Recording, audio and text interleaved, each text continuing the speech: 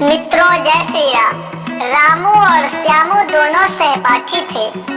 वह दोनों एक साथ ही स्कूल जाते थे तथा एक ही साथ वापस आते थे। दोनों एक ही साथ खेलते और कूदते भी थे। एक दिन की बात है, रामू और श्यामू दोनों स्कूल जा रहे थे।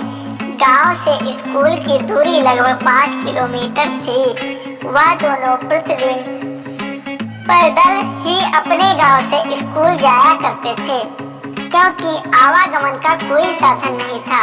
वो दोनों गांव से निकलकर सीधे खेतों की पगडंडियों आहरी की आलों से होकर गुजर रहे थे। आधी दूरी तय हो चुकी थी। उन्होंने देखा कि एक विशालकाय अजगर बीच रास्ते पर पड़ा है। रामू और श्यामू उसे देखकर पीछे की ओर मुड़ गए। श्यामू बोला, कैसा विशाल अजगर है यह। रामू बोला, देखना, अगर यह हम लोगों को डस लेता तो हम लोगों की जान बचना मुश्किल हो जाती। दोनों की आवाजें सुनकर अजगर ने भी भागना चाहा। वह भी उसी ओर मुड़ गया जिस तरफ रामू श्यामू थे। रामू श्यामू ने घबरा कर दौड़ना शुरू कर दिया। अजगर भी पीछे पीछे तेजी से आ रहा था। श्यामू घबरा कर पगडंडी से उतरकर पानी से भरे खेत में ही दौड़ने लगा। उसने सोचा, पगडंडी पर दौड़ने से हो सकता है यह अजगर हमें पकड़ ले और डस ले, लेकिन पानी में उसे दौड़ने में काफी कठिनाई होगी। वह गिरता पड़ता खेत में हल जोत रहे किसान के पास पहुंचा।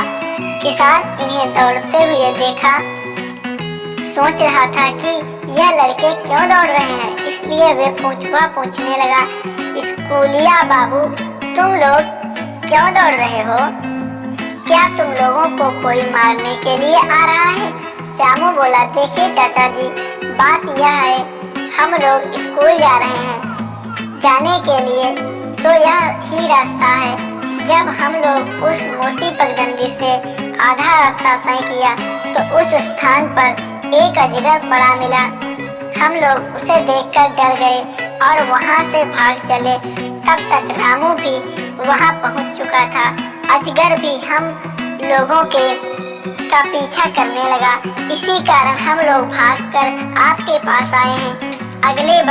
अगल बगल में काम कर रहे 2-4 किसान वहां पर और भी एकत्रित हो गए। रामू श्यामू की बातों को सुनकर वह सभी उनके ही साथ मोटी पगडंडी की ओर चल दिए। उस पगडंडी से कुछ दूर जाने के बाद सभी ने देखा कि एक विशालकाय अजगर अपना आधा शरीर बिल में डुबाए है और आधा बाहर निकाले हुए है। किसानों ने उसके बाहरी शरीर पर अपने डंडे से पीटना शुरू किया।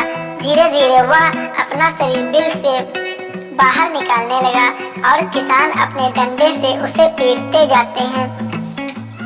इस तरह किसानों ने उसके पूरे शरीर को चूर कर दिया। वह पूरा जख्मी हो गया। उसका मुंह वाला भाग कुरूप हो गया। एक किसान बोला, मैंने आज तक ऐसा विशाल का अजगर नहीं देखा जिसको यह डस लेता बच नहीं सकता। सभी कहने लगे, यह बात सही है, यह बच्चे तो भगवान भरोसे बच गए। दूसरा किसान बोला, जिसको भगवान नहीं मारता कोई क्या मारेगा। आप लोग हमारी स्टोरी जरूर सुने, पूरी कहानी सुना करो और हमारे चैनल को सब्सक्राइब जरूर करो।